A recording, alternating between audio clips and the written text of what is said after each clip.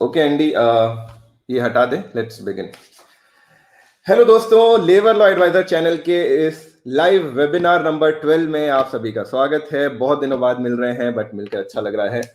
और आज एक बहुत ही इंपॉर्टेंट टॉपिक पर अपन डिस्कशन करने वाले हैं, वो है code on social security, hot topic of the time. तो अभी आज उस पर अपन डिस्कशन करेंगे एक बेहतरीन स्पीकर के साथ, एक ऑथर के साथ, एक एचआर मैनेजर के साथ, और एक पर्सन जो अपने YouTube चैनल के साथ आपके साथ नॉलेज शेयर करते हैं। वो सारी चीजें मैं आपके साथ बताऊंगा, बट इससे पहले कि आप मुझे एक बार कंफर्म करके बता दो कि आपको आवाज प्रॉपर आ रही है कि नहीं। आज वापस मैं I am back to my home Diwali के लिए, तो जो रेगुलर सेटअप है वो आज नहीं है, बंदी भी नहीं है, मैं अकेला ही कर रहा हूँ। तो अगर आवाज वगैरह आपको प्रॉपर आ रही है तो बता दीजिए, एक बार कंफर्म कर दीजिए।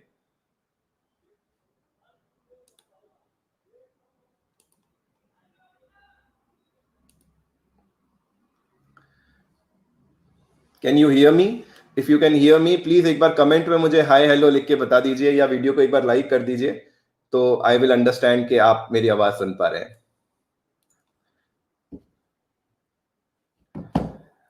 चलिए, तो आज के लाइव वेबिनार का अपना जो टॉपिक रहेगा, Anirudh, I also request you to एक बार लिंक ग्रुप पे शेयर कर दीजिए, ताकि बाकी जो मेंबर्स हैं वो देख पाए, एंड एक बार कम्युनिटी टैब पे भी आप शेयर कर दीजिए एक्सक्लूसिव मेंबर्स के लिए। तो आज के वेबिनार में हम लोग डिस्कशन करेंगे कोड ऑन सोशल सिक्योरिटी के बारे में। कोड ऑन सोशल सिक्योरिटी अभी एक रीसेंट हमारा अमेंडमेंट है।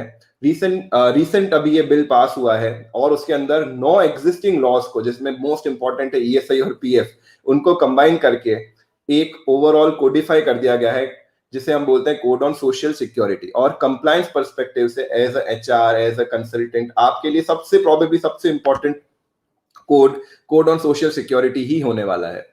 तो इस कोड के बारे में आज हम हमारे गेस्ट स्पीकर के साथ बात करेंगे। उनका मैं थोड़ा सा आपको इंट्रोडक्शन दे देता हूं। आज के जो हमारे स्पीकर हैं वो हैं general manager human resource at कर्न लाइबर्स इंडिया प्राइवेट लिमिटेड। अगर ये मैंने प्रोनाउंसिएशन सही नहीं किया है तो will ask from him. Basically this is a German MNC company with more than 500 employees, जिनको ये मैनेज करते हैं। ही हैज मल्टीपल डिग्रीज, बहुत सारी डिग्रीज है। He has done post graduation in human resources, then he has done MBA, and he's also an LLB from Bangalore University. He has over 20 years of experience across the various sectors, and working with various different companies, from pharmaceuticals to engineering and beverages, food, etc. So बहुत ही diverse experience है आपके पास। और most importantly, he has written couple of books on labor relation and industrial law as well. His one of the most famous book is Managing Labor Relation, a practical handbook with strategies and technique. So it's a very good book. Another book he has written in Kannada language. So he will be sharing his knowledge with us today, and he has done various programs and various seminars across platform. So I invite our today's speaker, Mr. Govindaraju NS, and he's also running a YouTube channel called 3LR Partner, and very interesting name. It's Labor Law and Labor Relation, 3LR Partners. Is it correct, sir? Yes, 100%. You're right, Rishabh. Thank you. Would you like to add something which I have missed? No, I think you already talked about me, more about whatever I have shared it already. So I think it's more rather than I say something. So we should go ahead with the talk and the presentation, and then to avoid wasting the time. Before we begin, just a informal question. Right, most of our community members are HRs, and they all are complaining that we don't have enough time, and there's so much pressure of work and etc. Still, you managed to have written 2 books, and you are running a YouTube channel, and you are studying so much about these codes and laws. How do you manage that? मैं एक बात बताऊं आपको जी। It is actually it's an art. So to tell you that art, people have to give me fees.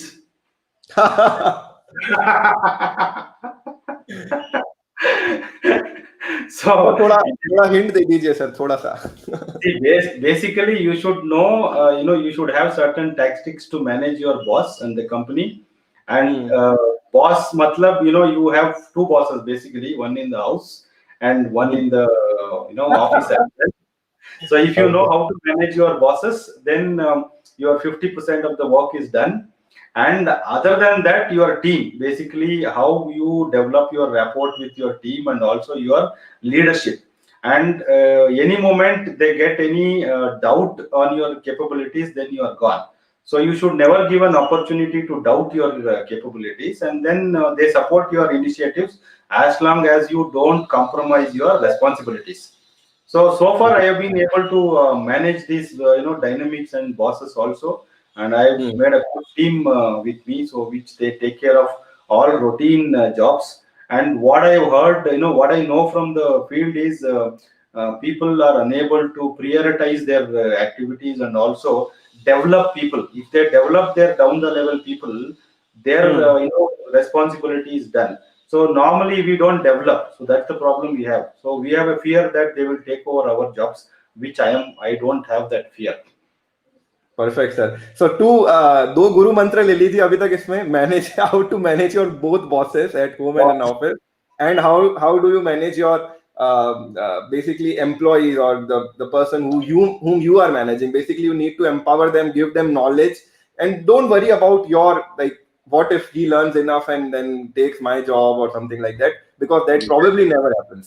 Exactly. I always say, people always also say that I don't have power in my company, and I am not empowered to do anything. But that's all I say. It's only a reason. So the Hmm. power, nobody will give you the power. You have to take the power. Right, sir. So, sir, I am now taking a back seat. You can start Yeah. with the presentation. In midway, we will take some questions, and towards the end, we will take some questions, sir. And Oh, we sure. are sure. Okay, sir. Thank you, Rishabh, first of all, and also Labor Law Advisor for inviting me today as a speaker. And I am quite honored to know this also and to be a speaker in your Labor Law Advisor, because I also sometimes watch your YouTube. And to also tell you, Rishabh, I am also quite inspired and impressed with your YouTube work. Before I started my channel, I also looked at your how you manage your YouTube channel and also present. And later that I started my a small channel which is around with 60 videos. Of course, if it is of help to professionals, I am very happy. So with this note, I will go to my presentation. Hope my presentation is able to see. Anirudh? Yes, Yes, sir. sir. You can click on hide. You can click on hide. There's a hide on at the bottom, and Yeah. So it's working good. It's working good. You can yes. Click on this. okay, good. So it's okay now. Perfect, sir. Go ahead. Good. My brief profile, it's already read out and introduced by Rishabh. I don't want to waste my time. So my channel is 3LR Partner. I also have my own website which is called www.labor-relation.com. So here I have certain articles and quiz and also a lot about my book. So you can, if you have time, you can visit this and also get to know more about it. And my channel you already know. I'm not going to talk more about it. There are many videos on different topics. Of course, they are quite informative and lengthy, because any information which is given off, then it is not an information. Therefore I try to cover up those information and give as maximum as possible. That's why there sometimes you may feel that it's quite lengthy, but I feel they are informative and useful for all of you. And of course you get many more videos there. If you are interested, you can visit and also subscribe to the channel for more updates. Now let me tell you what I will cover in this webinar. Of course, I and Rishabh agreed that after 30 minutes there will be a break for question and answer if there are any questions to from the viewers. After that we will still continue, and at the end we may still have certain questions. So in this webinar I will cover comparative analysis of application of the code, because this code has got 9 legislations amalgamated. So therefore there is a deep look is required an analysis of the application of the code. And we will also talk certain key definitions, because if we don't know these definitions, then application becomes very difficult. Therefore, we will also look into certain very key definitions very briefly for our understanding, and also to have the right perspective on that. And as LLA said, we will look into key changes which benefit employees as well as benefit employers also. And we will also look into certain other key changes. And at the end, of course, as usual, we make certain conclusions, and we will open for question and answer. With this, let me begin. And also, LLA said how it will impact the compliances. Of course, compliance is also very important because of the changes which have happened. You will also get to know how it will impact your compliance part of it during the course of this webinar. And now, as you know, already this Social Security Code, or Code on Social Security 2020, has amalgamated 9 legislations which are basically related to Social Security, which are namely, employees compensation, employee state insurance, employees provident fund, which are basically provident fund, employees pension scheme, and also the insurance, which is employees deposit linked insurance, and Employment Exchanges Act, which is we famously called as CNV, or Compulsory Notification of Vacancies, and the Maternity Benefit Act, Payment of Gratuity Act, and Cine Workers Welfare Fund Act, and BOCW Welfare Cess Act, and of course finally the Unorganized Workers Social Security Act 2008. These are the 9 legislations which are amalgamated. And if you look at these all 9 legislations, there were 256 sections and 12 schedules, and all these provisions and schedules are now amalgamated into 164 sections and with 7 schedules. And to compare with 2019 bill and 2020 bill, 2019 bill had 163 sections and 6 schedules, whereas now there is an addition of 1 section and 1 schedule.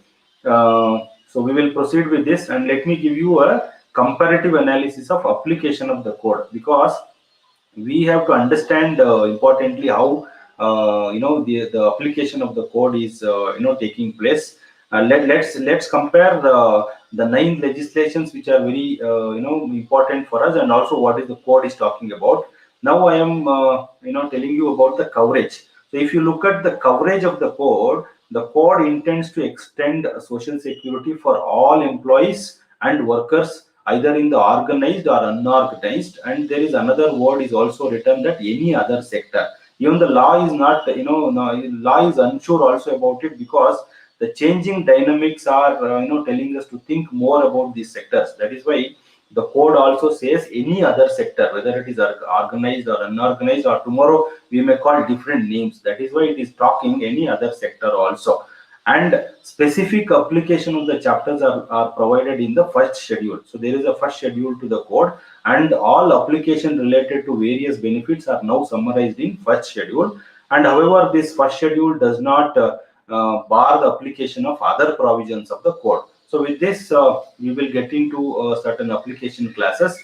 So let me give you a brief about Provident Fund, how it was in EPF and Miscellaneous Provisions Act 1952, and also how it was in how it is in Social Security Code. So if you look at EPF and Miscellaneous Provisions Act 1952, the application is factory having 20 or more persons and engaged in industry specified in Schedule 1.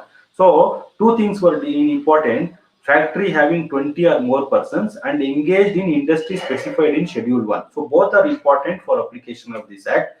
And there was a possibility for the central government to notify other establishments having 20 or more persons. And there was also another possibility for the central government to notify other establishments having less than 20 persons.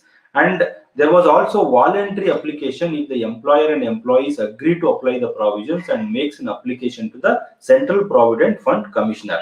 And this coverage will continue even if the number of persons reduced to less than 20 at any time after the coverage. And this was the situation where with the 1952 Act. Now let's look into what is Code on Social Security 2020 is talking about application of Provident Fund. So if I look at the code, every establishment in which 20 or more employees are employed. So there is no question of Schedule 1 which is talking about engaged in industry specified in Schedule 1. So there is no Schedule 1. And possibility for the central government to notify other establishments having not less than such number as specified in the notification. So note this difference. Earlier there was talking about 20 employees, and now so any number the central government can notify the applicability of Provident Fund chapter. And there is also a voluntary application if the employer and the employees agree to apply the provisions and makes an application to Central Provident Fund Commissioner. And there is also possibility for the establishment who have covered voluntarily to come out of the coverage. See, earlier this provision was not there. Now there is an exit route is also available for those companies who are voluntarily covered if the employer and employees agree by way of agreement and makes an application to CPFC. So this exit route was not existing in the current law. So now the existing route is given only for the companies or the establishments who have covered voluntarily. And as I said, Schedule 1 of the Employees Provident Fund and Miscellaneous Provisions Act 1950 is dropped because now it has no relevance. And coming back to so the establishment once covered at the first instance as per the first schedule, and this will continue to cover even if the number of employees gets reduced to less than the threshold. And this is only applicable in case of regular coverage and not voluntary coverage. If some companies have covered voluntarily, they always have the exit route if both employer and employees agree to make it inapplicable. So then the CPFC or whoever is the officer is bound to make it inapplicable. So that exit route is provided in the code. Now let me come to Employee State Insurance Act 1948. If I look at this act applies to all factories except seasonal factories, and it does not apply to government factories if the employees are in receipt of similar or superior benefits. And there was a possibility for the appropriate government to extend the act to any other establishment in consultation with the corporation and central government. And of course, I have a small request. If possible, yes, with you, can you speak little bit in Hindi in between, if possible? Because our audience are not at all comfortable with English. Yeah, मेरा हिंदी तो उतना अच्छा नहीं है, but a little bit somewhere here and there. So हाँ ठीक है, ये मैं कर सकता हूँ. Thank you, sir. ये Thank you. yeah, okay. ये coverage जो था, suppose if any company has got any in the future date, if if the manpower is reduced, that coverage is also continued without any stop. So this was the ESI Act. Now ये जो ESI Act है, this extension is also based on the coverage of the area, and before this coverage of extension of benefit is necessary. But however, this condition, whether it is there in the code or not, we will see it. Now we will look into code on social security, how this coverage is taking place. And yeah, if at all, if you see this code now, every establishment जो establishment होता है उसमें 10 आदमी or more employees, if they are employed, then a code cover होता है, except seasonal factory. So that is that is the except seasonal factories is continued. And there is this prescribed manpower criteria is not applicable to establishment carrying hazardous or life-threatening occupation. Even a single employee is also sufficient. जो मैं बता रहा हूँ आपको, suppose आपका industry hazardous nature और life-threatening occupation में है, so उसके लिए ये manpower 10 आदमी या 10 or more, so उसका criteria नहीं होता है. So even ये single आदमी या single employee रहता है, उसको भी code on social security cover हो जाता है. So that is the meaning coverage of social security code in case of ESI Act. And employer of plantation can get it covered voluntarily by giving willingness to the corporation. See what happens in plantation, because a plantation में अपना hospital और अपना facilities होता है. So now the code has brought that even the plantation can get it covered voluntarily by giving willingness to the corporation. So वो possibility अभी code में लाया गया है. Now payment of contribution is applicable only from the date of extension of benefits from the corporation and such date to be notified by the central government. जो अभी है, suppose if एक area में ESI ESI benefits extension नहीं हुआ है, उसमें contribution नहीं मांग सकता है, वो जो था प्रोविजन, वो प्रोविजन अभी भी कोड ऑन सोशल सिक्योरिटी में है। और मैं आपको बताया पीएफ में ये वॉलेंटरी एप्लीकेशन जो होता है, सपोज आपका कंपनी में 10 आदमी के नीचे है एम्प्लॉइज, सो उस वक्त आप फिर भी वॉलेंटरी बेसिस में कवर कर सकता है। सो कवर करने के बाद आपका एग्जिट रूट भी इसमें है, possibility for the establishments who have covered voluntarily to come out of the coverage if the employer and employees agree by way of agreement and makes an application to director general of the corporation. So मैं क्या बोल रहा हूँ, suppose आपका company में 10 के नीचे है और you want to get it covered and you can get it covered if both your employees and employer agree and makes an application to director general. So आपका after some time so you don't want to continue the cover, now आपके पास वो exit route भी है, so you can utilize that both opportunities in वो provident fund और ESI में ये opportunity आप use कर सकते हैं। now so मैं बोला सपोज आपका रेगुलर कवरेज में 10 आदमी के नीचे आ जाता है फ्यूचर में, so then you cannot say now the code does not cover. The code will continue to cover because this provision was there earlier and this provision is there, continue to be there in the code as well.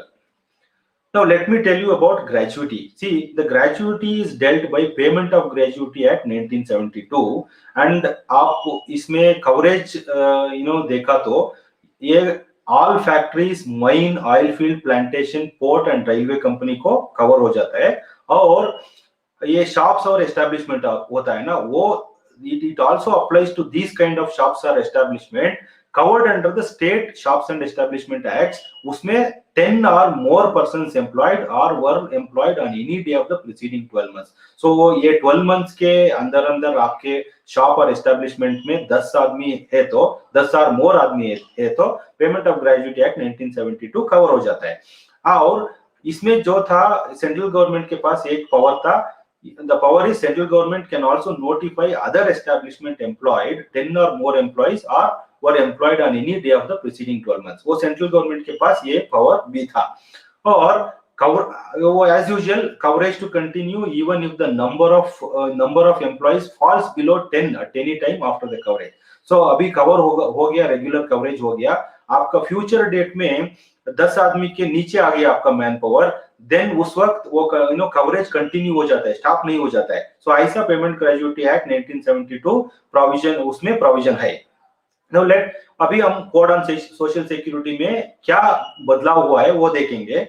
So suppose if you see now at the first instance applies to all factories, mine, oil field, plantation, port and railway company. So as usual वो first criteria था ना, so वो first criteria applicable हो जाता है। And the second criteria is also same, ये आपका shop हो, establishment हो, उसमें 10 or more employees है तो last 12 months में 10 or more employees है तो कोड ऑन सोशल सिक्योरिटी भी बोलता है ग्रेजुएटी प्रोविजंस कवर हो जाता है।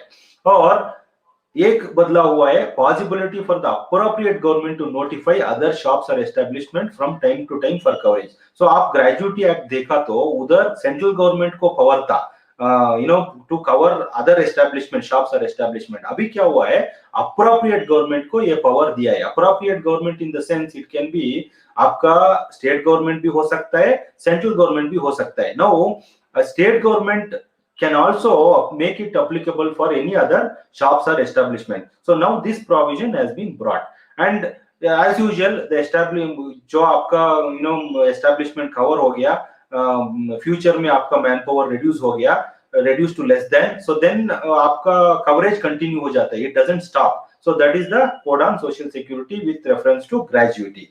And as usual इधर क्या होता है, आपका सेंट्रल गवर्नमेंट जो है उसको दो स्टेटस है, one is as an appropriate government and as an independent power. So उसको दो पावर है, as an independent power it can make this provisions applicable to any other establishment having employees less than the threshold. वो जो threshold है 10 or more employees, even if suppose any company or establishment does not have, so the central government can independently make it for applicable to entire country. So that power central government also has got, in addition to as an appropriate government. So वो central government के पास दो power है, as an appropriate government, as a central government.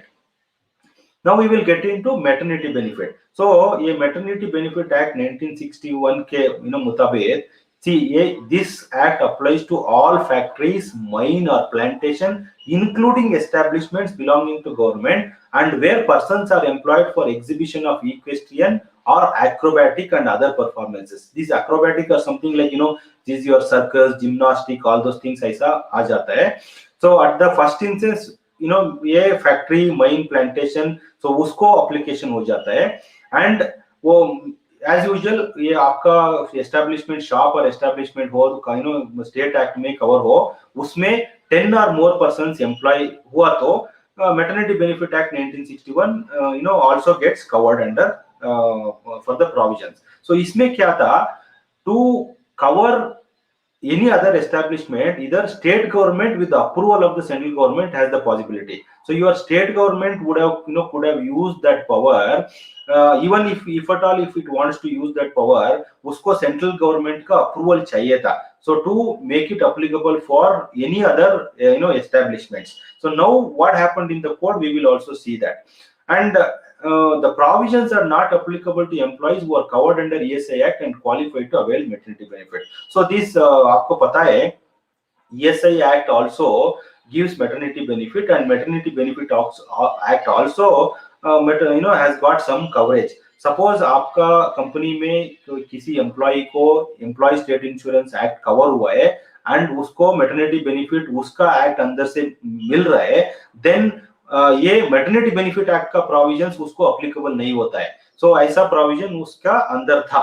Now अभी देखेंगे code on social security में क्या provision लाया गया है. सो फर्स्ट क्राइटेरिया, ये सब फैक्ट्रीज को, माइन और प्लांटेशन इंक्लूडिंग गवर्नमेंट एस्टेब्लिशमेंट्स को एप्लीकेबिलिटी है. और and second criteria is also same, आपका कंपनी शॉप और एस्टेब्लिशमेंट है तो 10 आदमी और मोर एम्प्लॉइज है तो पिछले 12 महीने में आपके पास 10 और मोर आदमी है तो then provisions of this chapter basically maternity benefit act apply हो जाता है. एंड नो मैं बोला आपको मैटरनिटी बेनिफिट एक्ट में स्टेट गवर्नमेंट के पास पावर था to make it applicable to other establishment. Of course उसके लिए सेंट्रल गवर्नमेंट का अप्रूवल चाहिए था. अभी क्या हुआ है, possibility for the appropriate government to apply the provisions to any other shops or establishment. Now it is only rests with appropriate governments. See this appropriate government definition हम देखेंगे थोड़ा डिटेल से, आपको पता चल जाएगा if you don't know. So appropriate government can be state government as well as central government. So उसके बारे में हम बताएंगे. और एक पावर है, central government holds the power as appropriate government and also as independent power to make the provisions of the code applicable to any establishment having employees less than the threshold. So मैं बोला आपको gratuity provision में central government को दो kind का power हो जाता है. One as a independent power to make the provisions applicable to entire country, another one as an appropriate government only limited to where certain kind of establishments are coming under the central government purview. So दो power उसको central government को अभी code में लाया गया है. और the establishment once covered at the first instance as per the first schedule will continue to cover even if the number of employees get reduced to less than the threshold. So this is very common to all other chapters. आपका establishment अभी cover हो गया और बाद में man power reduce हो गया, so then you can't say that gratuity और मैटरनिटी बेनिफिट एक्ट प्रोविजंस मेरे को अप्लाई नहीं होता है, ऐसा नहीं बोल सकता है. So that provision has been clearly brought in the code as well. Now I am coming back to employees compensation act 1923 which is also amalgamated. उसका क्या था, at the first instance it applies to a railway servant, a master, a seaman or other member of the crew of a ship, a captain or other member of the crew of an aircraft. So आप ये act देखा तो इसमें लिखा हुआ है क्या क्या एप्लीकेशन है, किस किस को एप्लीकेशन है, because this is also something similar to sorry, this is also similar to ESI. Suppose आपका कंपनी को ESI अप्लीकेबल होता है और वो एम्प्लॉय ESI में अंदर है, so then employees compensation act नहीं अप्लाई नहीं होता है. सो एम्प्लॉयज कंपनसेशन एक्ट में लिखा है क्या क्या किस किस का एम्प्लॉय को ये एप्लीकेशन होता है. सो सेकंड इंस्टेंस में applies to a person employed as a driver, helper, mechanic, cleaner or any other capacity with a motor vehicle. And this also applies to a person recruited for work abroad in a company, and this applies to a person employed outside India any capacity specified in schedules 2, and also the ship, aircraft or motor vehicle or company registered in India. So ये compensation act application होने के लिए एक schedule is important है, schedule 2. So ये schedule 2 में क्या होता है, उसमें लिखा हुआ है क्या क्या काम करने वालों उसको कंपनसेशन एक्ट अप्लीकेबल होता है. Suppose if there is nothing in the schedule 2 and that employee is not covered under schedule 2, then ये कंपनसेशन एक्ट अप्लीकेबल नहीं होता है. नाउ ये शेड्यूल 2 में बहुत सारे काम लिखा हुआ है. This is basically nature of tasks, railway operation, maintenance, employed in the premises where manufacturing process is carried out. So ये क्या होता है ना, आपका फैक्ट्री है, फैक्ट्री के अंदर जो भी काम करता है उसको एम्प्लॉइज कंपनसेशन एक्ट अप्लीकेबल होता है. और सपोज वो किसी ने ESI में नहीं है, देन वेदर आपका मैनेजर हो, क्लर्क हो या ऑपरेटर हो, जो भी है वो मैन्युफैक्चरिंग प्रोसेस किधर भी कैरी होता है ना, उसका प्रीमिसेस में काम करते हुआ तो then the employees compensation act applicable होता है. सो हैंडलिंग ऑफ एक्सप्लोजिव्स, ऐसा बहुत सारे ऑपरेशंस और टास्क उसमें लिखा हुआ है. नाउ मैं आपको बोला by virtue of section 53 of ESI act 1948, employees covered under ESI are not entitled to any benefits under this act. So आपका किसी एम्प्लॉय को ESI एक्ट अप्लीकेबल हुआ तो employees compensation act 1923 is applicable नहीं है.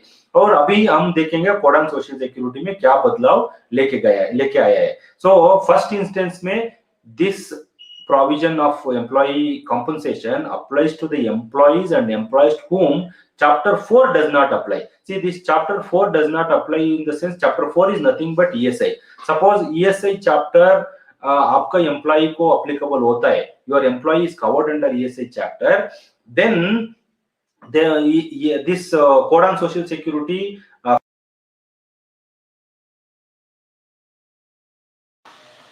and this who is the employee is also important. किस किस को कवरेज होता है?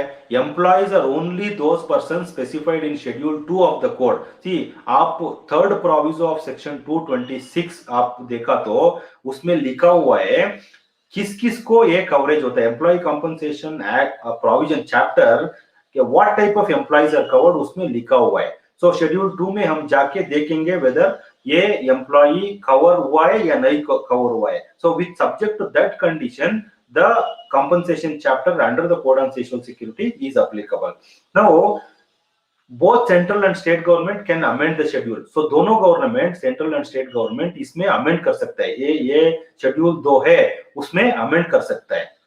And the schedule 2 of the Employees Compensation Act 1923 is exactly reproduced as it is. वो जो था एम्प्लॉय कंपनसेशन एक्ट 1923 में ये शेड्यूल 2 जो था उसको ऐसा ही लेके आया है.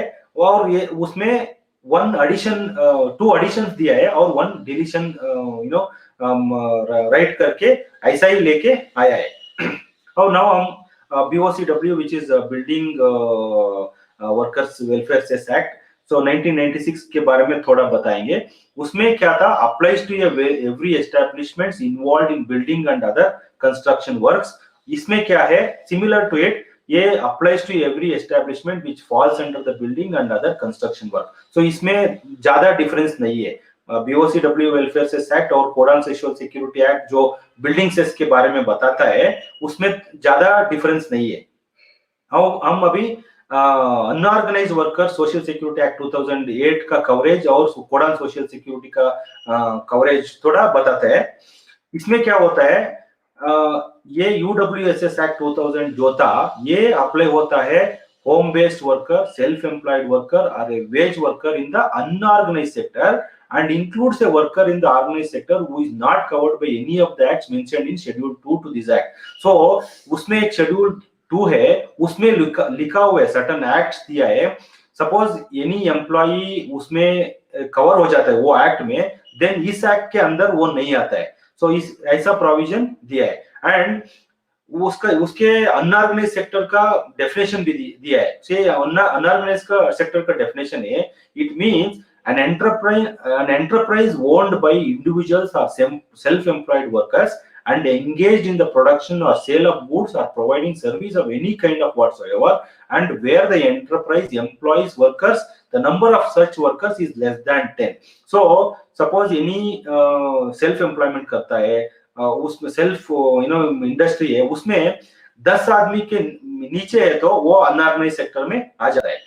ना वो शेड्यूल 2 में मैं बताया ना, उसके वो 6 एक्ट लिखा हुआ है, workman compensation act, industrial dispute act, employee state insurance act, employees provident fund act, maternity benefit act, payment of gratuity act. So any company is covered under these acts, then UWSSA act applicable नहीं हो जाता है. सो ऐसा ही provision code on social security में लेके आया है. अभी देखेंगे क्या चेंजेस है उसमें. Applies to unorganized sector, unorganized workers and gig workers and platform workers. See, applicability ऐसा ही है, लेकिन दो तरह का एम्प्लॉइज को ऐड किया है. One is gig workers and platform workers. उसके बारे में थोड़ा हम बताएंगे बाद में. मैं भूल गया तो मेरे को बात कर सकता है. So I can also talk about who are these gig workers and platform workers. And unorganised sector definition is retained as it is. वो जो मैं बताया वो क्या अनऑर्गेनाइज्ड सेक्टर है, सो वो सेम डेफिनेशन इधर रिटेन किया है. Now unorganised sector workers excludes workers covered under ID act. मैं बताया ना शेड्यूल 2 में जो लिखा हुआ है, इधर वो चैप्टर नेम लिखा हुआ है. So if any employee is covered under PF, PSA, gratuity, maternity benefit and employee compensation, वो ये चैप्टर के अंदर वो एम्प्लॉय नहीं आता है. Now ये gig and platform workers, वो even though these unorganized workers social security schemes बताया गया है, but gig and platform workers are not classified as unorganized workers. And separate schemes get notified by the central government for gig and platform workers. So ये gig and platform workers को unorganized classification नहीं दिया है. उसके लिए central government या state government separate schemes को लेने के लिए वो प्रोविजन लेके आया है. एंड वो उसमें 2 शेड्यूल था, यूडब्ल्यूएसएस एक्ट में 2 शेड्यूल था, शेड्यूल 1 एंड 2. सो नाउ वो उसको ड्रॉप किया है बिकॉज उसका अभी रिलेवेंस नहीं है उसके लिए. So these schedules have been dropped in the Social Security Code. So now तो हम थोड़ा एम्प्लॉयमेंट एक्सचेंज और सीएनवी एक्ट में थोड़ा बोलेंगे. उसका कवरेज है private establishments having less than, can you like take couple of minutes of break and take 1 or 2 questions till yeah, मैं just give me 1 minute, I will complete the coverage and then we can start it. Yeah, sure. So yeah, private establishments having less than 25 are not required to notify the vacancies to employment exchange. So उसमें क्या था, suppose आपका company में less than 25 है employees, then you are not required to inform any of the vacancies to employment exchange. अभी क्या हुआ है, so that threshold को 20 किया है.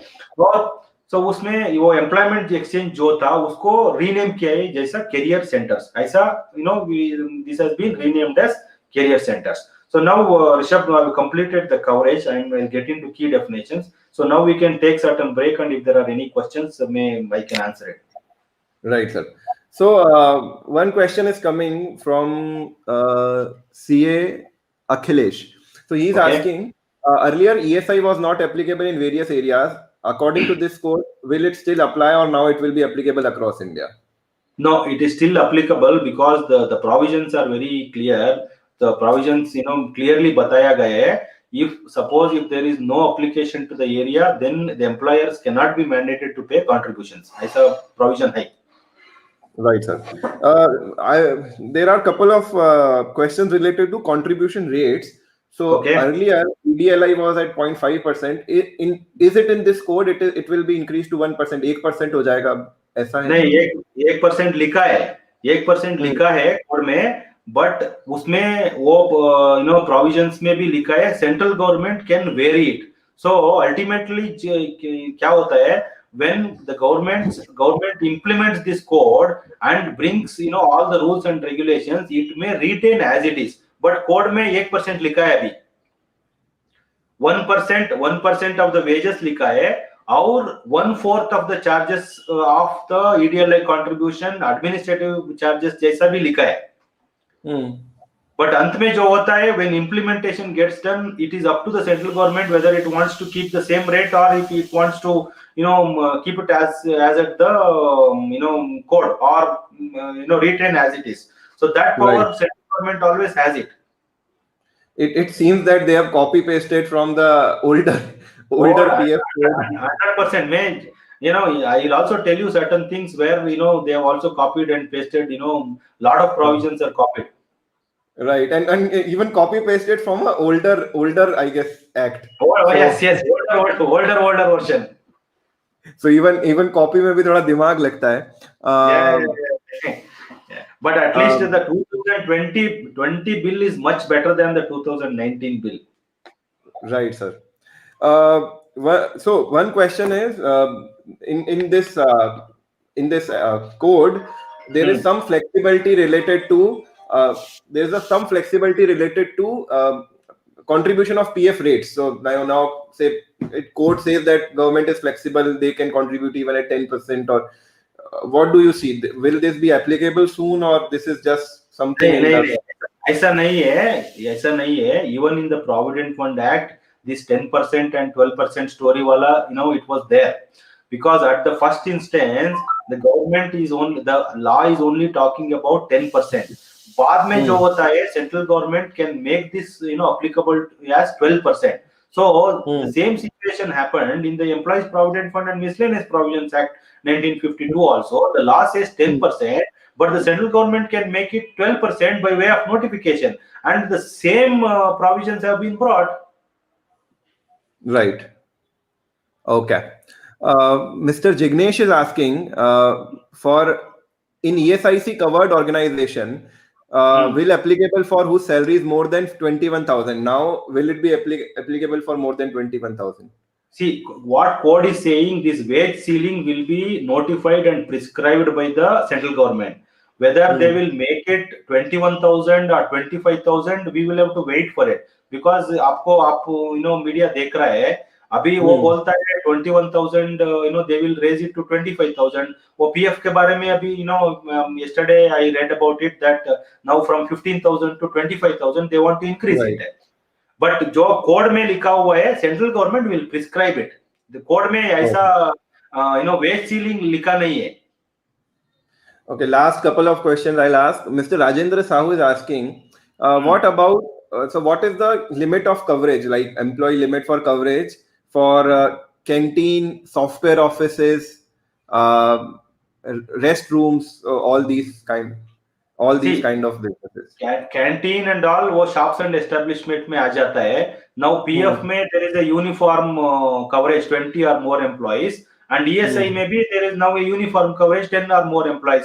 No, earlier it was talking about factories, mines and all. No, now schedule 2 में जो है, so now it is a uniform coverage for everyone. No. Right, sir. Last question I'm asking, it is related to registers. So now, can we maintain registers in electronic format? Does this code say something about it?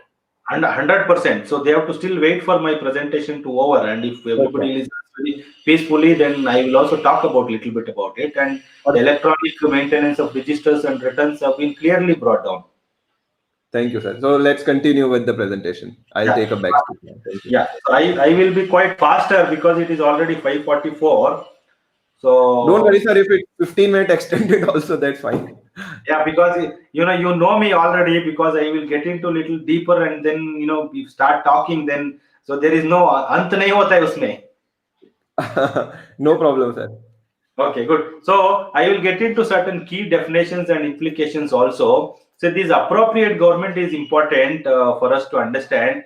जो central government का अंदर काम करता है और under the authority में establish हो गया है, so उसको हम central government will have the power to control such industries. अभी क्या हुआ है, metro railways have also been brought under central government, because ये railway क्या होता है ना, now earlier it was purely under the government, now it is getting privatized. So that why this provision has been brought.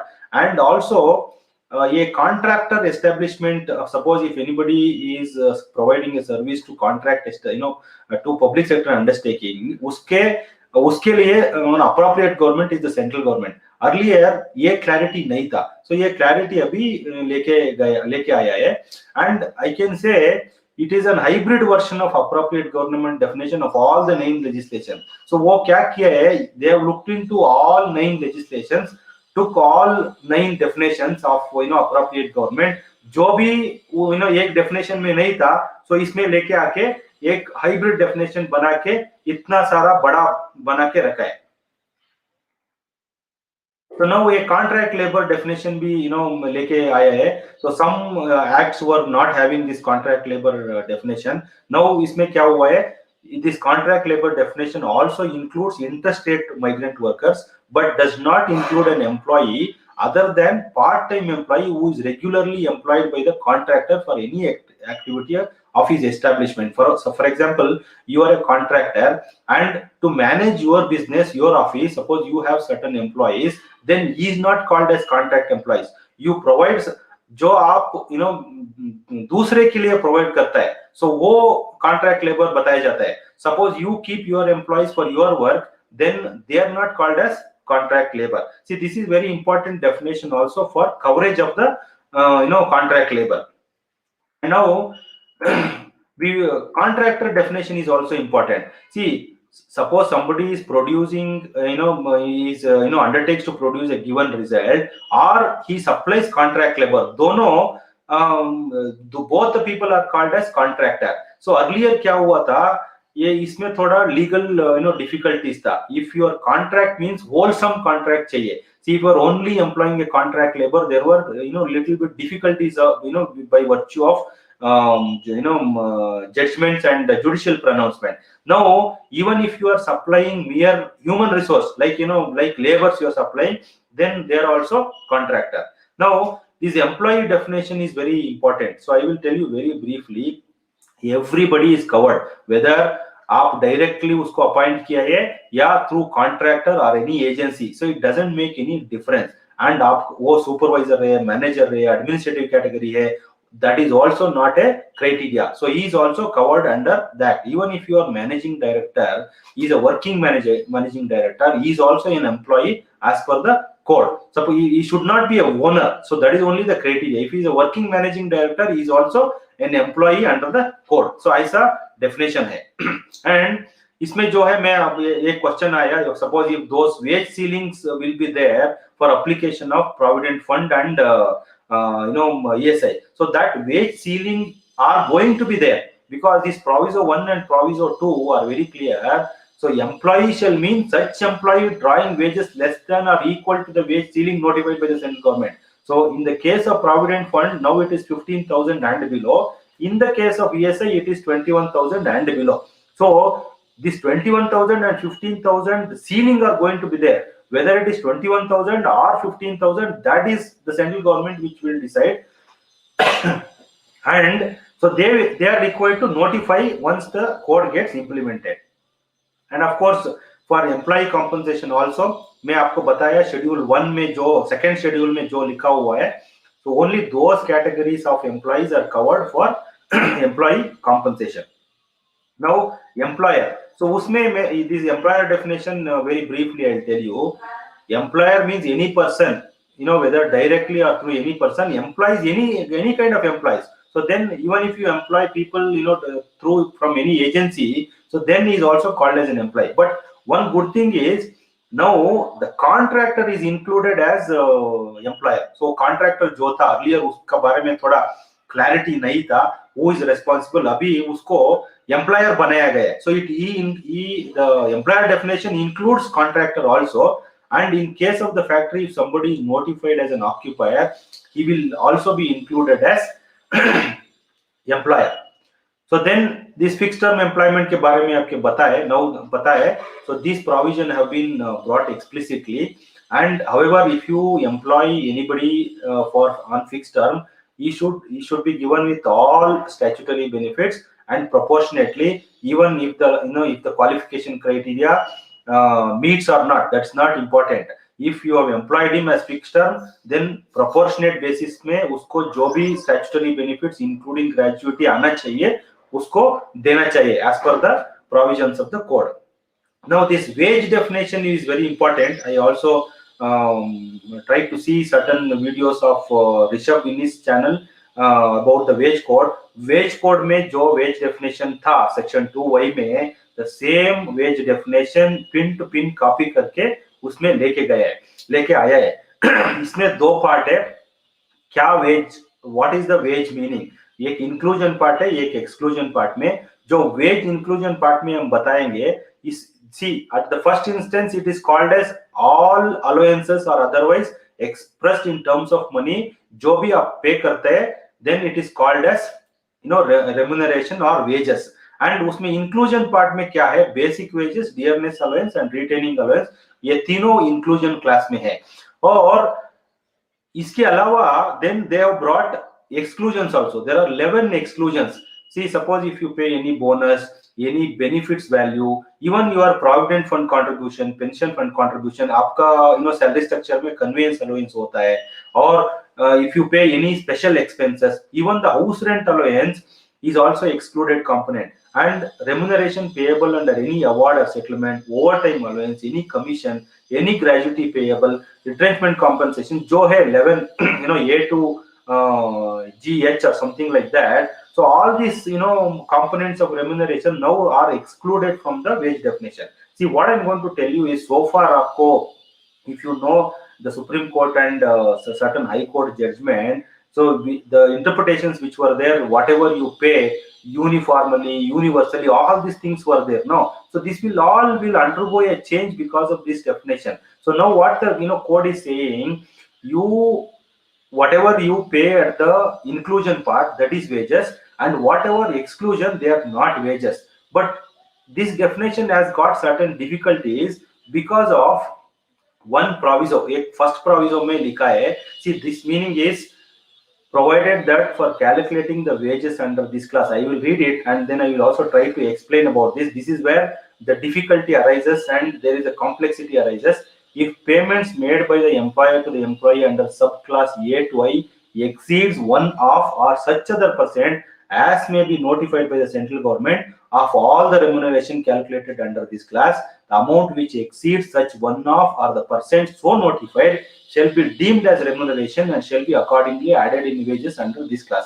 See, why this provision has brought, because आप जो employers होता है, now we keep low basic and wages to reduce our burden on PF and gratuity. So probably the law would have understood this, and that is why it wants to make certain portion of your wages for coverage of social security like provident fund and gratuity. So what is this provision is saying? Suppose जो आपका exclusion है A to I में जो है, उसका total amount 50% of all the remuneration के ऊपर हुआ, तो जो excess होता है 50% के ऊपर होता है, उसको आप wage inclusion part को add करने का है. So then by adding that, what happens, your included part or basic wages or whatever you call it as, that will get increased and provident fund and gratuity contribution will be more. So this is quite difficult to understand. हम एक example ले लेंगे. See, the example is, for example, आप पकड़ो आपका total remuneration. So suppose your entire CTC works out to rupees 10,000. आपका CTC जो लिखा होता है वो 10,000 है, and the amount in the first part is 4,000 rupees. So जो मैं बोला आपका inclusion part होता है basic DA and retaining allowance. वो retaining allowance is only applicable for seasonal establishment and agricultural based industries. So you don't need to worry more about retaining allowance, but you can say आपका जो basic and DA होता है वो 4,000 है, and the total of A to I works out to rupees 6,000. A to I is nothing but आपका exclusion बोला ना हम, वो 11 exclusions है ना. So that all the amount is working out 6,000 rupees, and the one-off of all the remuneration is 5,000. So total remuneration is 10,000. If you make it 50%, then that is 5,000, and therefore the A to I amounts exceed by rupees 1,000 rupees. वो exclusion amount जो है वो 6,000 rupees है, whereas one of है 5,000 rupees है. So exceed कितना हुआ? 1,000 हो गया. So now you have to add this 1,000 rupees to the wages in the inclusion part. So जो आपका coverage के लिए जो wage होता है, then that becomes 5,000 because आपका inclusion part में 4,000 था. Now 1,000 आप add किया तो 5,000 हो जाता है. So आप percentage लिया तो your inclusion part हो जाता है 50% of the total remuneration. So the intention of the law is to at least make a provision for 50% of the wages to be covered for social security benefits like provident fund and gratuity. So that's why in my previous videos also I talked about it more about this, the complexity of it. But इसमें ये complexity है, वो wage definition में bonus भी लिखा हुआ है, PF भी लिखा हुआ है और ओवर टाइम अलाउंस भी लिखा हुआ है. सो ये सब मिला के कितना होता है हमको मालूम होने का है. सो once you arrive it, again you have to re-arrive it. So it is like a vicious cycle. So it is it's very difficult to explain also. वो एक cycle बन जाता है, then you don't come out of it. So इसके लिए थोड़ा ये उसमें मुश्किल है practical implementation के लिए. But what I am saying is, going ahead, this logic, the court may not agree with this logic, and they may either review this definition, or there are chances that the courts may struck down also. But as far as now the code is provided and it is passed, so until there is any interpretations like this, so we are bound to practice it. And that is why at least our advice is keep as maximum as possible the included component of the wages, so that you don't come to clutches of compliance issues. So that is my advice for all of you. And this is not very important. And now there are some new definitions have been brought, including this aggregator, which are digital intermediary, and मैं आपको बताया career center, platform worker, gig worker. See, this platform work is nothing but people who use the internet platform and provide services and solve the problems. Gig workers are nothing but they are not regular workers like permanent employees and something like that. See, people who work on their own will, they are called as gig workers. So those are employees are also today. You आपको पता है वो Zomato, Ola, Uber, all these have come. So these are all the people, they are unconventional, non-traditional employee mode. So that is why the code would like to cover all these employees also. I think I was reading the newspaper today. I think 25 crore of the population of India also as an unorganized sector, the code wants to cover it. So that is the today's news for you. Now let me briefly tell you what are the key changes. So Rishabh, I still have time, right?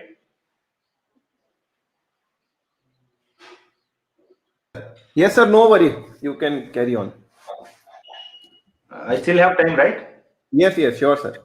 Okay, so मैं आपको की changes वो जो employees को benefit हो जाता है, सो उसके बारे में थोड़ा मैं आपको बताऊंगा. पहले क्या आता है ना, मैं आई ऑलरेडी टोल्ड यू, ये कोड में जो है it wants to provide social security to all employees, whether in the organized or unorganized and or any other sector. So this is one of the good news for the employees. And जो already मैं बताया, nature of work or the employment type is not the criteria. Everybody उसकी इसका code में अंदर आ जाता है. So second reason है the wage के बारे में बताया. So the portion of your wage for the coverage of social security benefits, especially your basic and DA, for coverage of provident fund and gratuity, this will increase because मैं आपको बताया wage definition में जो proviso first proviso लेके आया है. So because of that reason आपका salary जो होता है for coverage of social security benefits, that portion ज्यादा हो सकता है. Now next benefit है, the scope for the coverage of ESI is extended to hazardous or life threatening occupation. Even उसका वो आपका industry hazardous or life threatening है, उसके अंदर even one employee is also there. So ESI provisions coverage लेके आया है. और आपका वो underutilized ESI hospital can also be made available to general public or other beneficiaries on payment of certain user charges. Suppose एक area में एक ESI hospital है, उसका यूटिलाइज नहीं हो रहा है, so then the government can allow general public to also utilize that hospital for after paying certain user charges. So this is not a new provision. ESI Act में ये था, it was not implemented much wider. So now the government is serious about it, and probably it will also implement this provision. And moreover, the various benefits under ESI schemes can be extended to unorganized workers, gig workers, and platform workers and their families as well. So ये provision लेके आया है. So this the ESI scheme also can be extended to all these kind of unorganized workers. And fixed term employees के बारे में मैं बताया. So this is an explicit provision. So उसको भी अभी gratuity और statutory benefits are applicable under the code. So this is also one of the good thing of the code. And the central, another point आपको you have to remember, the central government has the power to order for payment of gratuity and happening of any other event which will get prescribed. So ये gratuity की क्या होता है, suppose anybody dies, then for death there is no minimum qualification criteria is there, but for others he has to complete 5 years or more. But now there is a special provision where if there is any happening of any event, ये क्या है happening of any event, so that we don't know still. So this may get prescribed in the either in the rules or separately. So for example, any company gets closed after completing 2 years. So in that case, whether gratuity is to be paid or not is still no man's land. So probably the law is hinting that certain events हो जाता है, close हो जाता है, company close हो जाता है. So ऐसा सिचुएशन में ग्रेजुटी पे करने का है, नहीं पे करने का है, नाउ द सेंट्रल गवर्नमेंट बताएगा whether to pay or not. So that is why the law is hinting. Now the code covers all unorganized workers along with platform and gig workers जो मैं आपको बताया. So इसके लिए government is thinking is toll-free call centers or helpline facilitation centers. So they will bring all this thing to extend social security schemes. And उसका registration जो होता है, वो unorganized sector employees का registration जो होता है, so they will make it electronic registration and self registration. So उसके अंदर ये जो gig workers है, platform workers है, ये सब उसको उसमें लेके आ सकता है.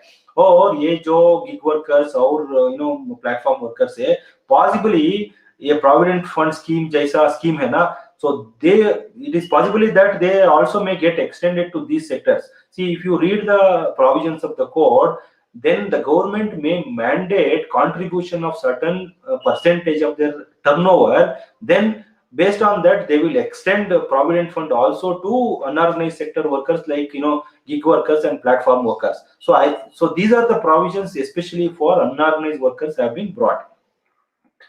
Now Aadhaar, this provision is also brought. So your Aadhaar will have more value and become important as this will become mandatory for all these schemes and benefits. So Aadhaar will become more and more important. So without Aadhaar, registration वगैरह or getting facilities will not get completed. So ऐसा लेके आया है. Changes which benefit employers. See, the first one is who is responsible for payment of social security contributions to contract employees like EPF, ESI, gratuity and maternity benefit. And this is also one of the much debated and complex topic, because जो आप each legislation पकड़ो, उसमें definition पकड़ो, then interpretation जाओ, ये सब था. So now looks like there is certain clarity is brought, because वो कॉन्ट्रैक्टर जो है उसको भी अभी एम्प्लॉयर जैसा इंक्लूड किया है. सो इसके लिए थोड़ा क्लैरिटी हम उसमें देख सकते हैं. तो ईएसआई में जो था और पीएफ में जो था, so first instance the principal employer is responsible, and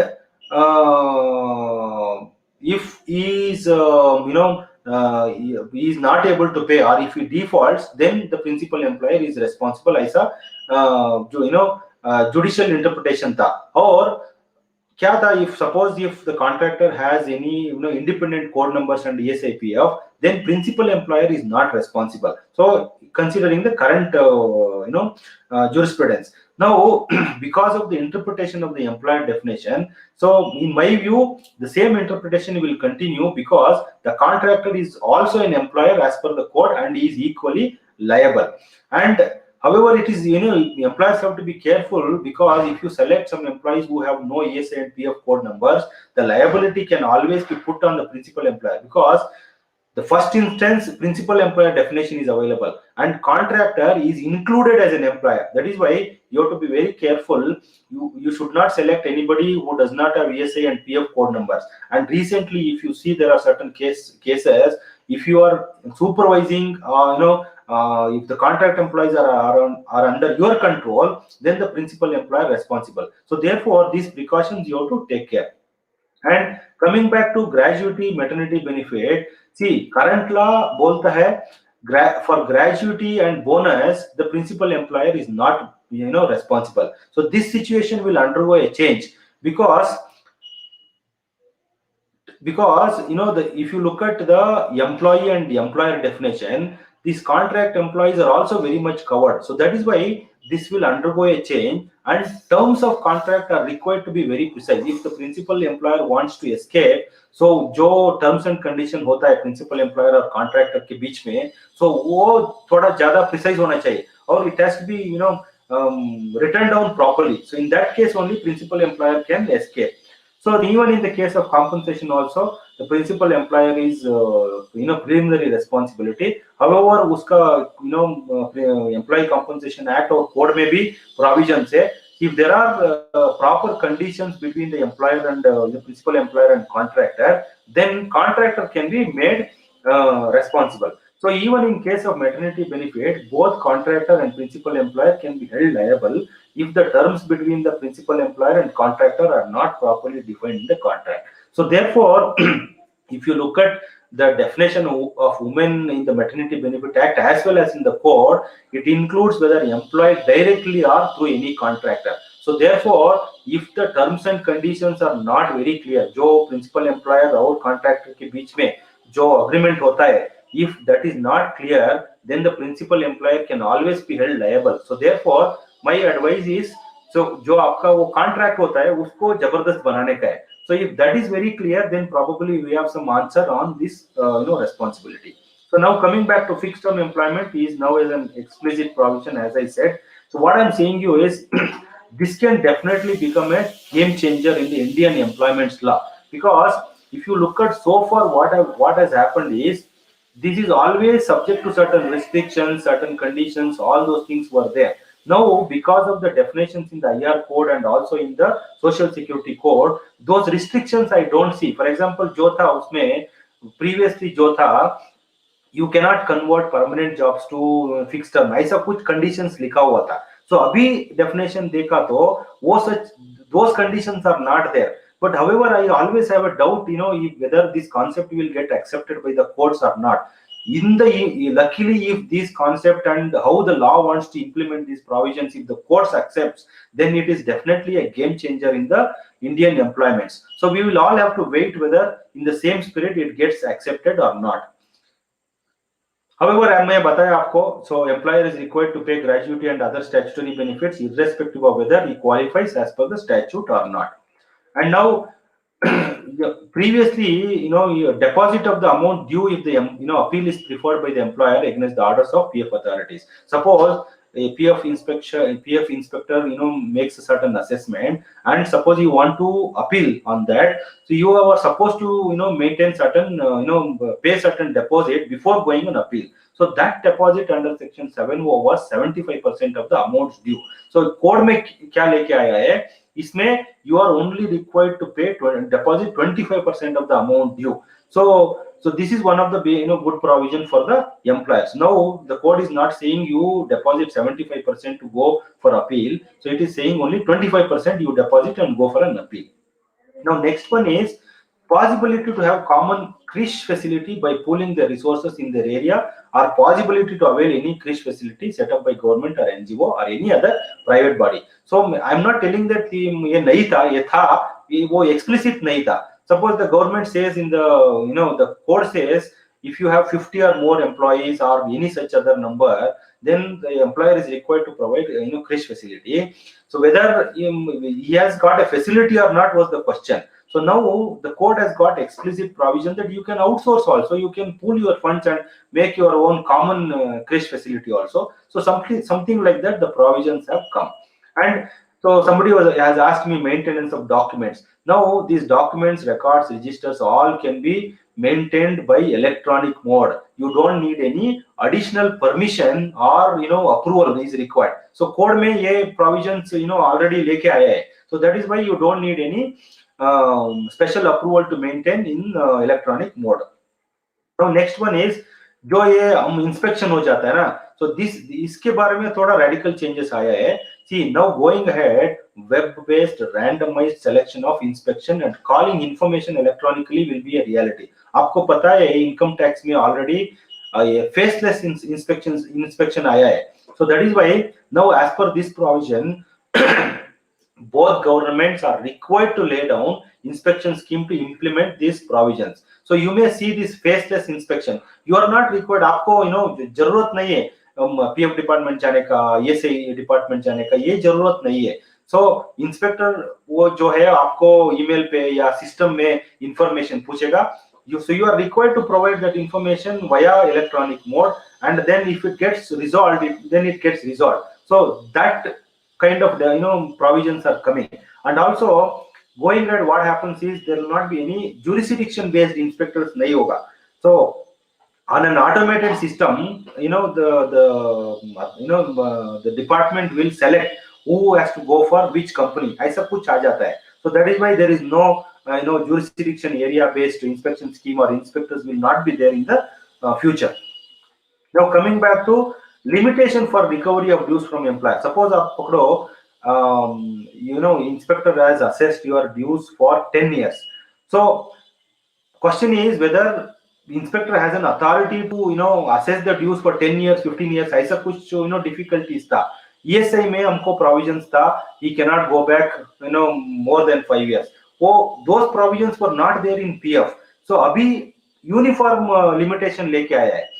The inspector or the authorities cannot go beyond 5 years to assess your dues and recover. So जैसा uniformity लेके आया है limitation पे. Now, suppose you have done a violation. Now, even if inspector want to prosecute, he is under the code. He is required to give prior opportunity for you to set right the non-compliance. Suppose if you set right the non-compliance within specified time frame, then no prosecution will happen. So, however, employer will lose this opportunity if the similar nature of violation is repeated within a period of 3 years. And now employers can now compound the offences under the code also. See, a compound or composition जो होता है, suppose you did a violation, you pay certain amount fine, certain portion of the fine, and get escaped from the get relief from the violation. So these provisions were majorly known for criminal laws and other penalty laws. So now these provisions are also brought now under social security and labor laws. However, there are certain criteria which I'm not getting into details because of the time. It's already 6:13, and now social security schemes can now be formulated with the sources of CSR funds also. So suppose any scheme is rolled out where CSR fund is allowed as a source. Now the employer can utilize this opportunity and pay his social security earmarked amount, and also discharge his responsibility on CSR spending. So don't ask me that, sir, what I paid to PF contribution, what I paid to ESI contribution, will it be CSR amount, or will it discharge CSR responsibility? No, it is not like that. Other than this ESI, PF and regular schemes, any other social security schemes which allow CSR fund as a source, if you pay to that fund only, then you can discharge your responsibility. Otherwise, not. So that is the clarity which is there. Now, very briefly, next, Rishabh, I may take another 5-6 minutes. Is that okay? Yeah, sure, sir. No problem. Okay. So let me give you very briefly what was existing law and certain other key changes.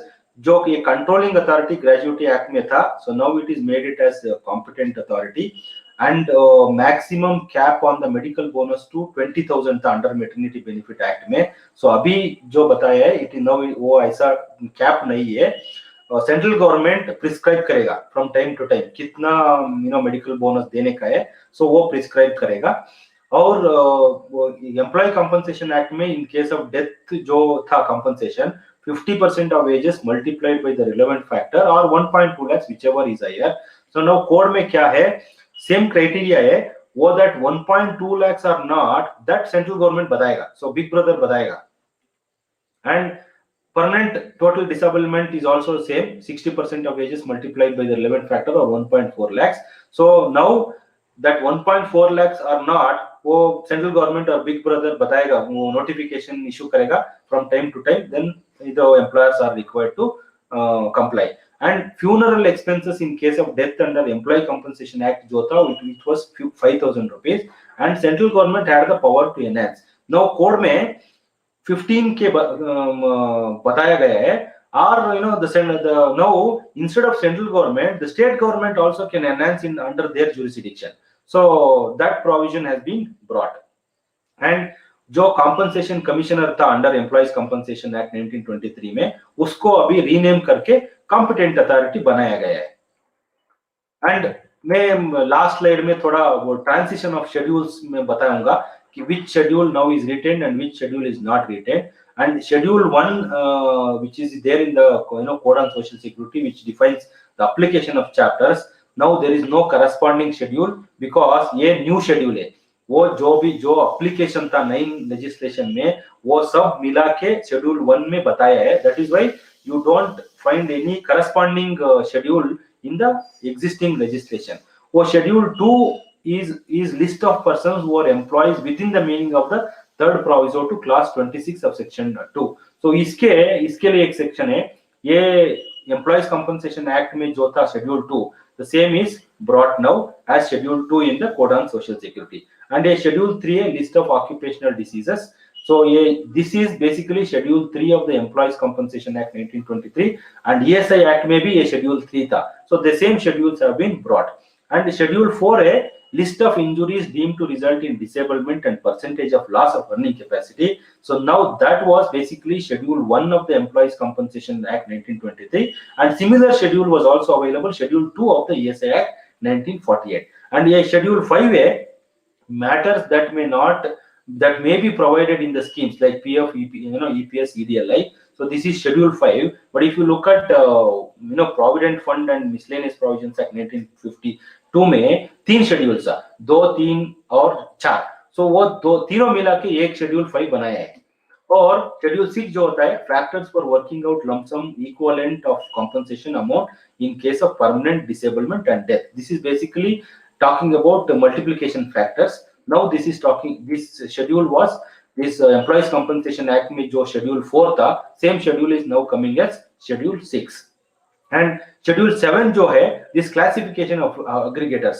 so मैं आपको बताया this unorganized workers like gig workers, वो ये सब लेके आया है। these are basically people who are working for Ola, Uber, Zomato, all these kind of people। so the code was required to mention who are these aggregators। so these aggregators are classified under this schedule 7। so to look into existing law, there is no corresponding schedule because it is a new addition। and schedule मैं already आपको बताया schedule 1 of EPF and MP Act 1952 and schedule 1 and 2 of Unorganized Workers Social Security Act 2008 so have been dropped because they have no relevance। now I've come to the end, so I will just summarize, then after that it will be open for question and answer। see, overall the code, it is a good consolidation of the provisions of all the 9 legislations, and the new provisions are brought along with structural changes as well, and some of the changes and new provisions are leading to few more complexity and confusion। so Rishabh साहब ने बताया because of this cut copy paste whatever is being done, and in between there are some new changes here and there have been brought। so these changes have also brought certain complexity and confusions also। so that is why it is required to look into very detailed, and also interpretation issues also will come। And going ahead, what I'm saying is the law is required to mature in the days ahead by judicial interpretation, and also appropriate amendments considering the requirements and change situations is required. See, the law is still not mature. So when we start the application and requirements of the society, and also the courts of India will look into these interpretation issues, then only the law will become mature. And we may see the power conflict between the states and central government, because of any code of LELO, you take any code, whether IR code or social security code or OHS code or wage code, उसमें central government का power ज़्यादा हो रहा है. So that is why if there is a same government is there in central as well as in the state, there may not be any conflict issues. But if there are different governments are going to come, this conflict between states and central government may happen. It is only my view. Other people may have different view, but this conflict may definitely happen.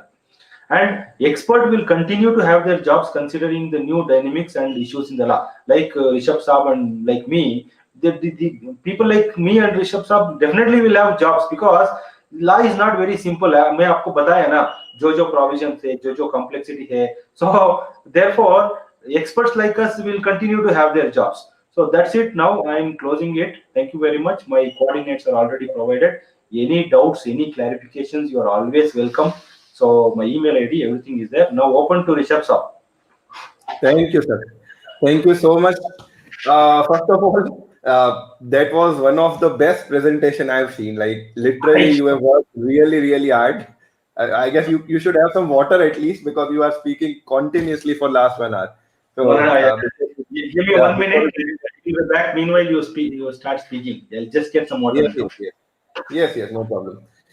तो मैंने सारे questions note down कर लिए हैं, और तब तक मैं आपको 1 मिनट रुको. तो आज मेरे साथ मेरे भी हैं. आप में से कुछ लोग जानते होंगे, he is also labour law consultant since last many years, I guess 30 years. तो आज मैं घर पे हूं, तो we have liberty of so Mr. Raju, he is my father. He is a labor law consultant since 1990. Namaskar, vanakkam. Vanakkam. Are you from Chennai, by the way? No, but the Tamil I understand little bit. Okay, so because of the proximity. Where are you from? I am basically from Karnataka, but Tamil or Telugu jo hota hai, these are similar languages, so we easily pick it up. My father knows Kannada also. So I know Kannada also, because I completed my engineering from Bangalore, and then I have served in first service in Chennai. So I know both of them. नमस्कार. Sir, मेरा question है pension को लेके कि इसमें pension की जो limit 15,000 अभी है, और 2014 में जो अमेंडमेंट किया उसके बाद में 15,000 से ज्यादा वाला जो भी ज्वाइन करता है उसको पेंशन नहीं मिलेगी. तो इस तरह का कोड में कोई प्रोविजन डाला है कि पेंशन का लिमिट को बढ़ाने का या कुछ करने का? वरना एक स्थिति ऐसी नए लोगों के लिए पेंशन होगी नहीं. कोड में जो बताया है, these are abstract provisions. See, आपका एम्प्लॉइज पेंशन स्कीम सेपरेटली था, और EDLI स्कीम सेपरेटली था, एंड प्रोविडेंट फंड कॉन्ट्रीब्यूशंस में जो रेगुलेशन आना चाहिए वो कोड में नहीं है. वो सेपरेटली अभी उसको नोटिफाई करने का है. सो वो नोटिफाई करने के बाद हमको पता चलेगा वो whether those provisions are brought or not. So अभी कोड में वो प्रोविजंस नहीं लेके आए हैं. Got it. इसी के रिलेटेड एक और क्वेश्चन है, वो जो काफी सिमिलर है इसी के लिए, कि बहुत सारे हाई कोर्ट ने एक बार डिसीजन दे रखे थे कि आपको पीएफ एटलीस्ट अपनी उस स्टेट की मिनिमम वेज पे डिडक्ट करना पड़ेगा, एटलीस्ट उस मिनिमम वेज पे. तो अभी तो बहुत सारे स्टेट ऐसे हो जा रहे हैं जिनकी मिनिमम वेज 15,000 से ज्यादा हो गई है. सेंट्रल की मिनिमम वेज 15,000 से ज्यादा हो गई. तो आपके पास में क्या होगा, धीरे-धीरे पीएफ एग्जेम्प्टेड लोग ज्यादा हो जाएंगे कि पीएफ के होंगे, पेंशन के तो कंपलसरी हो जाएंगे. करेक्ट. उस तरह कोई भी प्रोविजन नहीं है. That is why what now the government is thinking, वो जो PF का 15,000 था, वो that one will become 25,000 now. So if you look at recent, let me have the water. Yeah, sure. So there are a lot of news articles related to that PF will increase to 25,000. Now that will become 25,000 because of the same reason. Right. So now I'll take a couple of questions from audience. So first, it is related to fixed term employment. So you said that Okay. it is a game changer. Why it's a game changer for employer?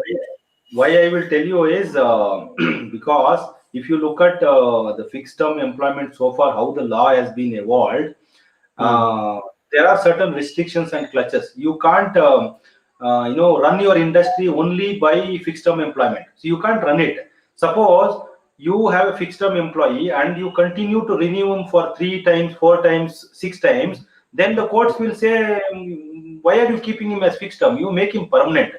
But those restrictions in the IR code and the Social Security code are not there. If you look at Employment Standing Orders Act amendments recently, so there were actually provisions were written that those provisions are, you cannot convert permanent jobs to fixed term jobs. These restrictions were still available. Now if you look at IR code and Social Security code, the code is not talking about all these restrictions. So now is the question is for us is whether the courts of India will accept the plain definition. If the courts of India accept the plain definition, now the possibility will come, you can run your industry by employing fixed term all along. No, so what's the harm? I mean, now fixed term employees are getting gratuity, bonus, all the benefits. Then why would employer would like to make more fixed term employees? No, yeah, more. Why would employer make more permanent employees? See, then where is the question of if suppose the fixed term employment is going to be the law of the land, then where is the question of permanency and continuity and working for lifelong 58? Where is that question then? So these all will change over, no? Right. So I will run my industry and I will go on employing for 2 years, 3 years, and if I want, I will renew it. If I don't want, I will close it off. And after that, what will you do? Right. So that is why I am saying this will be a game changer in Indian employment situation. Right. So no, if I employ a fixed term employee, according to new code, I need to give him gratuity, PF, ESI, all the benefits he will get, except I guess notice pay, all the benefits he will get, right? Yeah, even if the notice pay is not written down in the contract, because after expiry of the contract, if your fixed term contract says that no additional notice are required, then you don't need to give. So if you write that you have to give notice, you still have to give. Got it, sir. And that is if you want to dismiss anyone after 11 months, there is no problem. आप कभी भी उसको हटा सकते हो. Otherwise, आज की तारीख में किसी को हटाना बहुत मुश्किल काम है. That is why मैं बोला ना, fixed term employment. If the courts of India accept as a plain definition as in IR code and Social Security code, that can become a game changer for Indian employments and Indian employers. I can continue to run my industry on fixed term employment 2 years, 3 years, 4 years like that, and I will not have any labor issues. ऐसा कुछ हो सकता है, but we will have to wait and see. Right, sir. Rahul is asking, will this, I guess the rules will notified in April, right? Around April, possibility.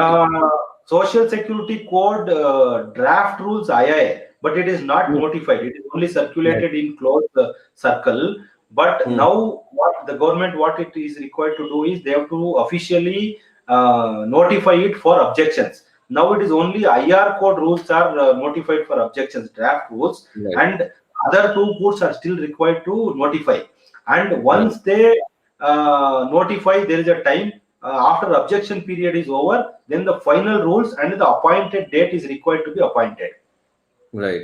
So whenever this date is appointed, will it be automatically applicable to all the state? Rahul is asking, or individual state will have power to either hold it or apply it, whatever they want. Now, see, fixing appointed date is the prerogative of central government.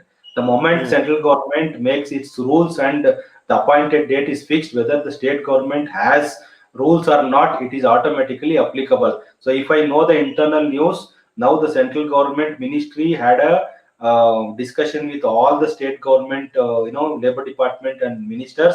They have told you don't wait for the central rules, you have your own rules, and we are sure that before April 1st we are going to announce it. Okay. One question is related to wages, and even I have some confusion regarding the same. What my understanding was that the 50% is off basic. That means if a wage is 100, and then you can give like 66, 67% to basic, and the remaining 33, because which is 50% of basic, to allowances.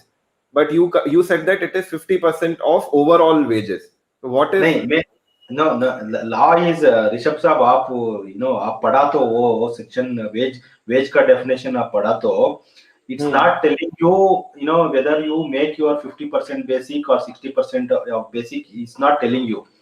What it is saying is you have the inclusion part basic DA. ठीक है, जो exclusions है, now there are 11 exclusions are given. Suppose that exclusion is more than 50% of all the total remuneration. जो excess हो, that's the confusion. Like, is it 50% of all the remuneration or the wages only? No, all the remuneration. आप पढ़िए वो proviso पढ़िए. If you want, I can read it for you. Of all the remuneration. I read it right. You say I guess that's correct. Correct. So of all the remuneration, so that is why it is very clearly saying 50% of all the remuneration. See, I gave an example. 10,000 is your all the remuneration total CTC आप पकड़िए. आपका जो exclusion था 6,000 में दिखाया. So now 50% of 10,000 is 5,000. Now your exclusion is 6,000. So your excluded component is 1,000 rupees more than all remuneration. So now you take that and add it to that 4,000. Now it becomes 50-50. Right. So if you understand the intent of law, at least it wants to protect 50% of your total remuneration for social security benefits. So that is the understanding which I have. But if you have a different understanding, I would like to know also from you.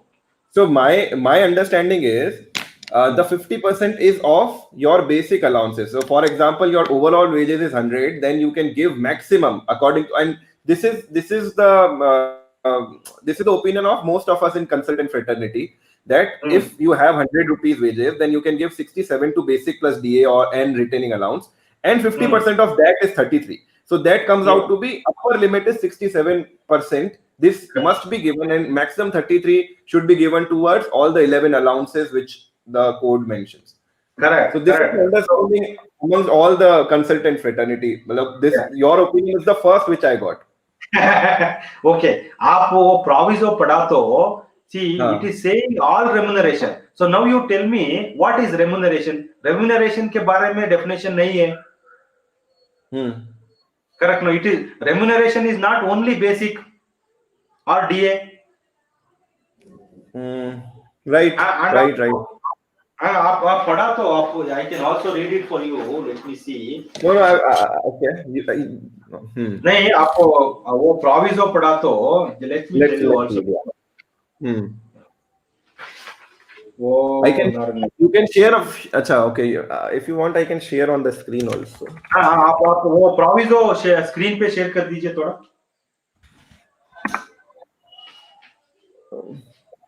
Just a minute, I need to download the PDF.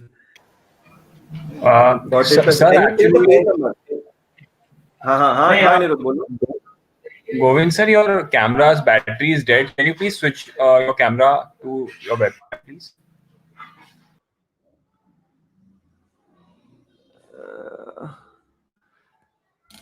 आ गया. चलो, got it. Sir, do you know the page number? Sir, your voice is not audible. I think you are on mute. Can you please check, Govind sir?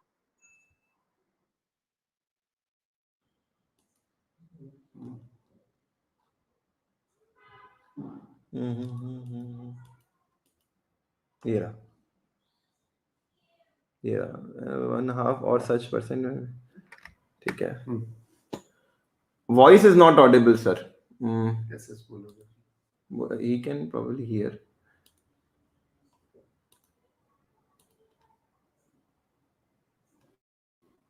Oh, something is fishy.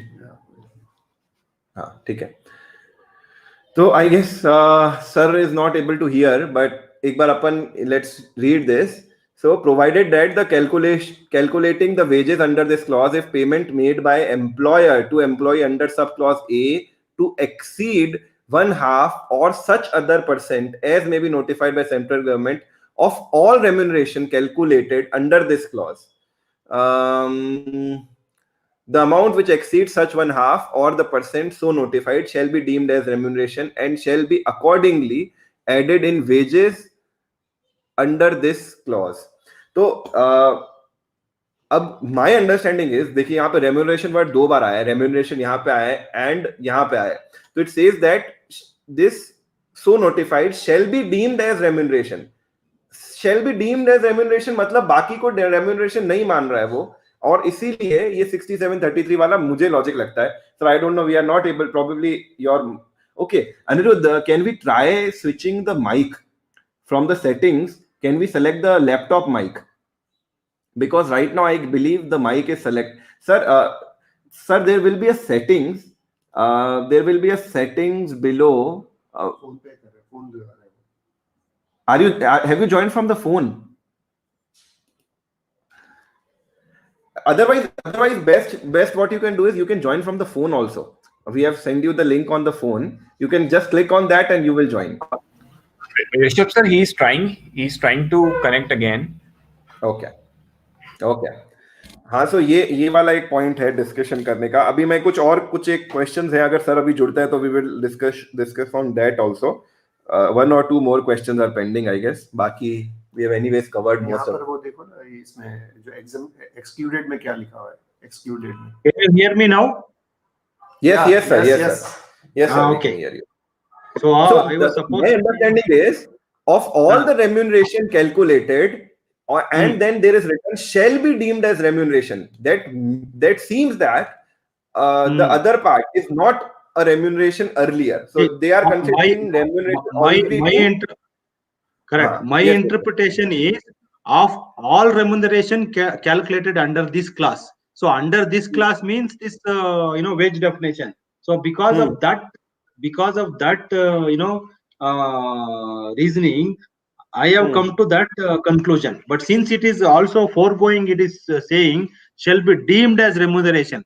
So your interpretation is, since the next part is saying shall be deemed as remuneration, so now you are saying you are taking the first part as remuneration. Right. So it needs a little bit clarity and also interpretation. So there are 2 ways of interpreting also. But my gut feeling is, whenever there will be some authority having the discussion, they will always point out that नीचे तो ये लिखा है deemed as remuneration. So authority will not budge and they will always bend the rules in their favor. 100%. That is why Rishabh Saab में जो बताया ना. So this definition requires a legal interpretation and interpretation by any court of law. So as long as any court of law will not give the interpretation, whatever I and you say is only our views. Right. उसमें एक चीज मैं बोलना चाहता हूँ कि generally authority के साथ मैंने बहुत डील किया है. इस कोर्ट से पहले भी मोस्टली अगर आपका 50% अलाउंस होता है ना, तो they are cool. If allowance are more than 50 तो प्रॉब्लम रहता था.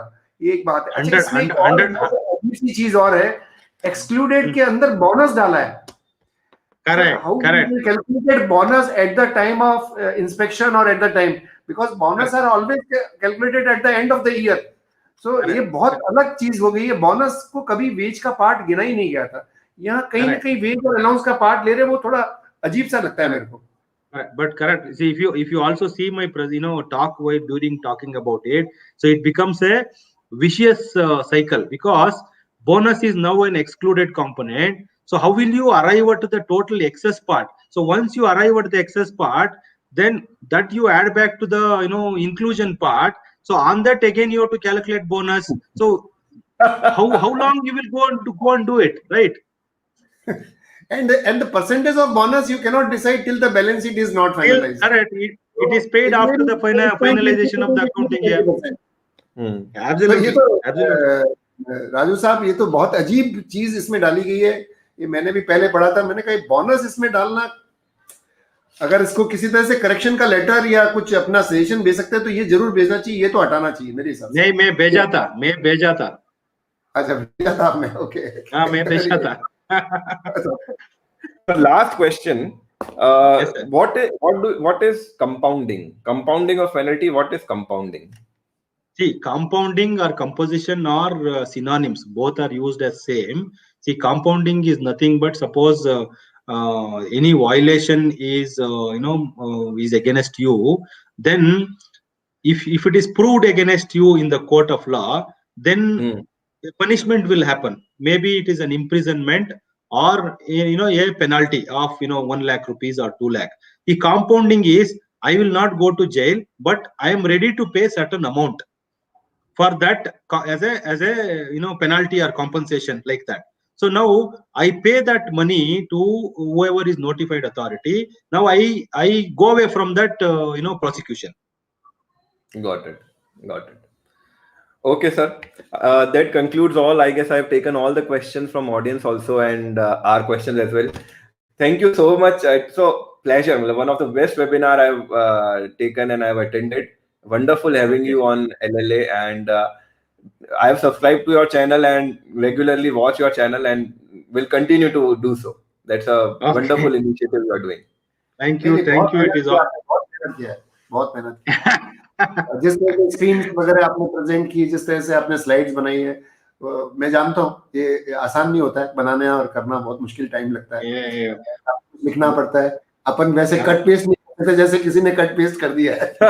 नहीं and moreover पढ़ना पड़ता है ना, पढ़ना पड़ता है। And he's a full-time HR GM.